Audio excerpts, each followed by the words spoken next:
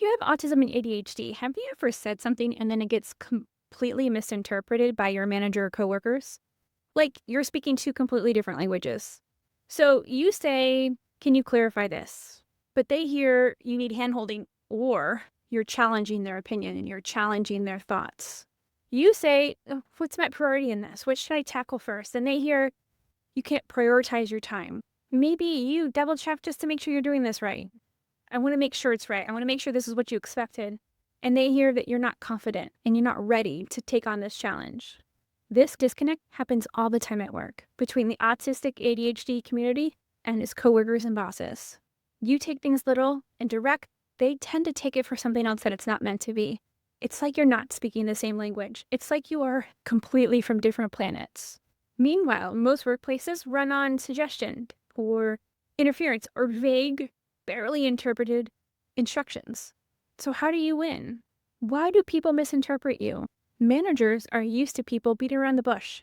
They rely on tone. They use half sentences. They expect people to guess more. And you use this direct language that feels unfamiliar and, if we're honest, challenging. Challenging to their authority that you would speak so directly. You're not being blunt. You're being accurate. You're being real. But they tend to respond as if this is a weakness. And you're just trying to avoid confusion. But here's the thing. You don't need to mask or pretend. You need to find a way to bridge the gap. You need to find a way to begin to communicate to where the same languages that your managers and your coworkers are speaking. And find a way to guide them to understand how you're speaking and why.